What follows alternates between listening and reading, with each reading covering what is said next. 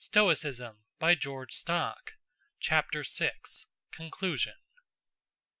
When Socrates declared before his judges that there was no evil to a good man either in life or after death, nor are his affairs neglected by the gods, he sounded the keynote of Stoicism, with its two main doctrines of virtue as the only good, and the government of the world by providence. Let us weigh his words, lest we interpret them by the light of a comfortable modern piety. A great many things that are commonly called evil may and do happen to a good man in this life, and therefore presumably misfortunes may also overtake him in any other life that there may be. The only evil that can ever befall him is vice, because that would be a contradiction in terms. Unless therefore Socrates was uttering idle words on the most solemn occasion of his life, he must be taken to have meant that there is no evil but vice, which implies that there is no good but virtue. Thus we are landed at once in the heart of the Stoic morality. To the question why, if there be a providence, so many evils happen to good men, Seneca unflinchingly replies, "No evil can happen to a good man. Contraries do not mix."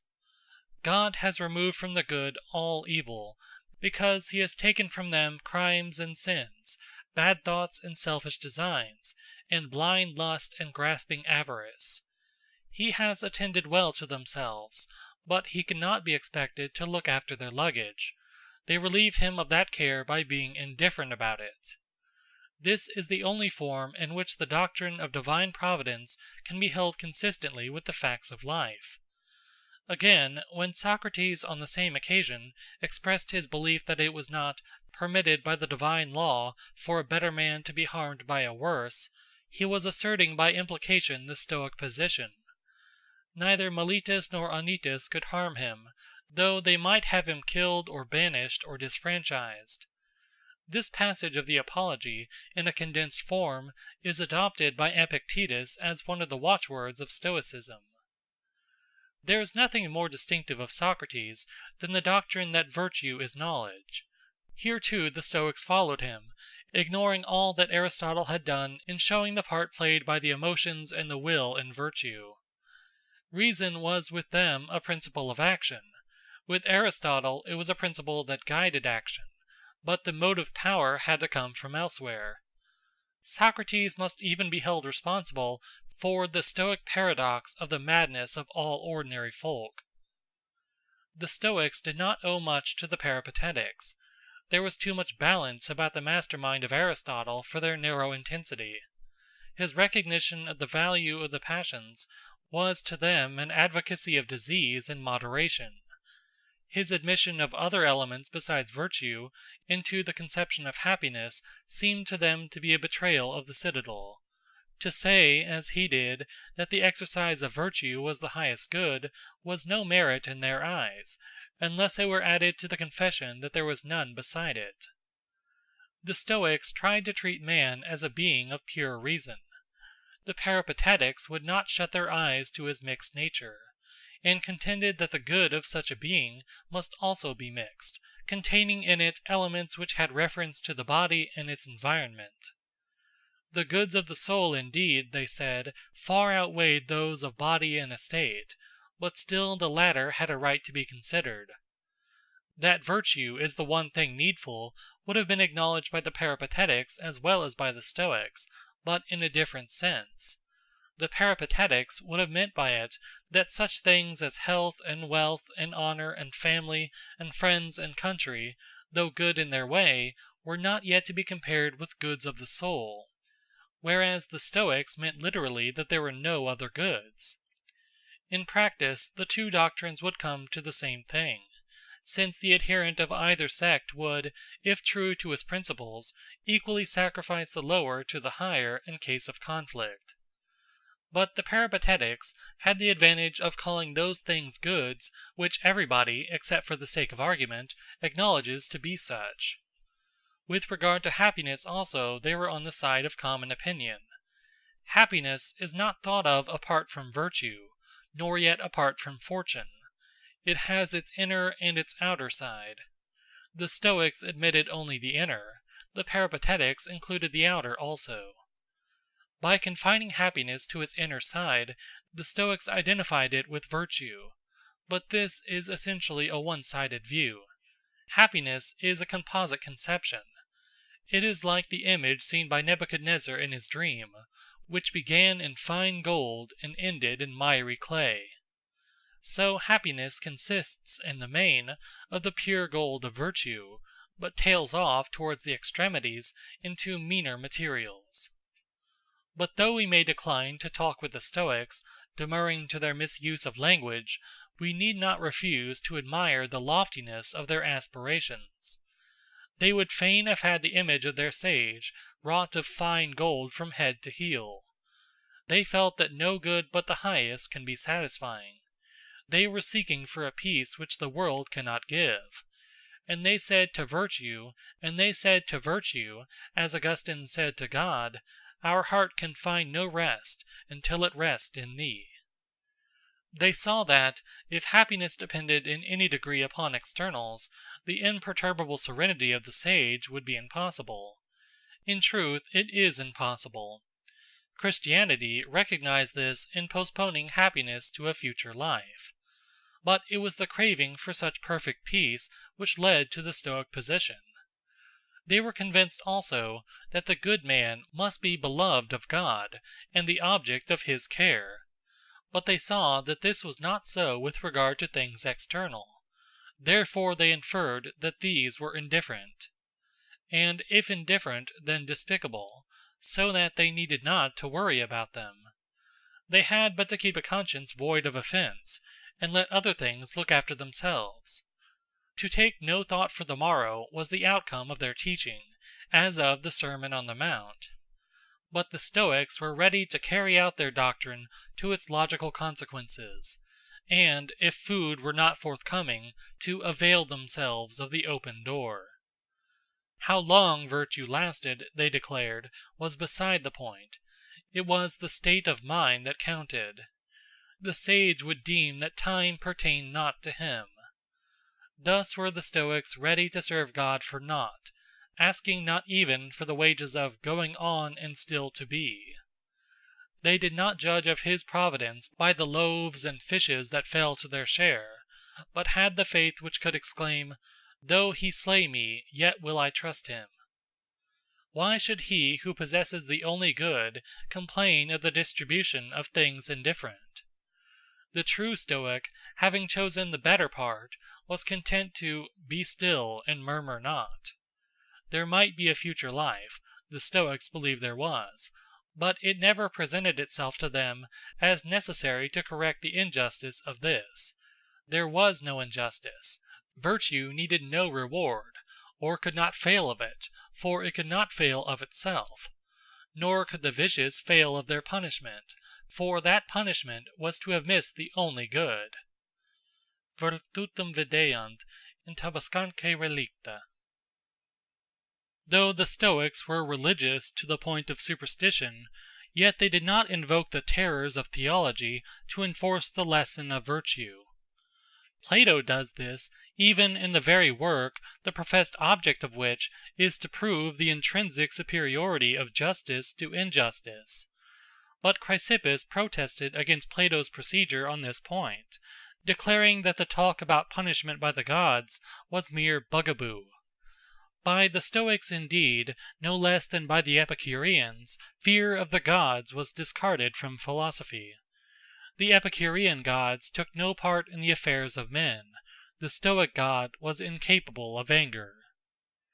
The absence of any appeal to rewards and punishments was a natural consequence of the central tenet of the Stoic morality, that virtue is in itself the most desirable of all things. Another corollary that flows with equal directness from the same principle is that it is better to be than to seem virtuous. Those who are sincerely convinced that happiness is to be found in wealth or pleasure or power prefer the reality to the appearance of these goods. It must be the same with him who is sincerely convinced that happiness lies in virtue. To be just, then, is the great desideratum. How many know that you are so is not to the purpose. Far more important than what others think of you is what you have reason to think of yourself. The same searching spirit is displayed in the Stoic declaration that to be in lust is sin even without the act. He who apprehends the force of such philosophy may well apostrophize it in the words of Cicero: "One day well spent and in accordance with thy precepts is worth an immortality of sin." Despite the want of feeling in which the Stoics gloried, it is yet true to say that the humanity of their system constitutes one of its most just claims on our admiration. They were the first fully to recognize the worth of man as man. They heralded the reign of peace, for which we are yet waiting. They proclaimed to the world the fatherhood of God and the brotherhood of man. They were convinced of the solidarity of mankind, and laid down that the interest of one must be subordinated to that of all. The word philanthropy, though not unheard before their time, was brought into prominence by them as a name for a virtue among the virtues. Aristotle's ideal state, like the Republic of Plato, is still an Hellenic city. Zeno was the first to dream of a republic which should embrace all mankind. In Plato's Republic, all the material goods are contemptuously thrown to the lower classes, all the mental and spiritual reserved for the higher. In Aristotle's ideal, the bulk of the population are mere conditions, not integral parts, of the state. Aristotle's callous acceptance of the existing fact of slavery blinded his eyes to the wider outlook, which already in his time was beginning to be taken. His theories of the natural slave and of the natural nobility of the Greeks are mere attempts to justify practice. In the Ethics there is indeed a recognition of the rights of man, but it is faint and grudging. Aristotle there tells us that a slave, as a man, admits of justice, and therefore of friendship, but unfortunately it is not this concession which is dominant in his system, but rather the reduction of a slave to a living tool by which it is immediately preceded. In another passage, Aristotle points out that men, like other animals, have a natural affection for the members of their own species, a fact, he adds, which is best seen in travelling. This incipient humanitarianism seems to have been developed in a much more marked way by Aristotle's followers, but it is the Stoics who have won the glory of having initiated humanitarian sentiment. Virtue, with the earlier Greek philosophers, was aristocratic and exclusive. Stoicism, like Christianity, threw it open to the meanest of mankind. In the kingdom of wisdom, as in the kingdom of Christ, there was neither barbarian, Scythian, bond, nor free. The only true freedom was to serve philosophy, or, which was the same thing, to serve God, and that could be done in any station in life. The sole condition of communion with gods and good men was the possession of a certain frame of mind, which might belong equally to a gentleman, to a freedman, or to a slave. In place of the arrogant assertion of the natural nobility of the Greeks, we now hear that a good mind is the true nobility. Birth is of no importance, all are sprung from the gods. "The door of virtue is shut to no man. It is open to all, admits all, invites all, freemen, freedmen, slaves, kings, and exiles. Its election is not of family or fortune. It is content with the bare man." Wherever there was a human being, there Stoicism saw a field for well-doing. Its followers were always to have in their mouths and hearts the well-known line, "Homo sum, humana nihil, a me alienum puto."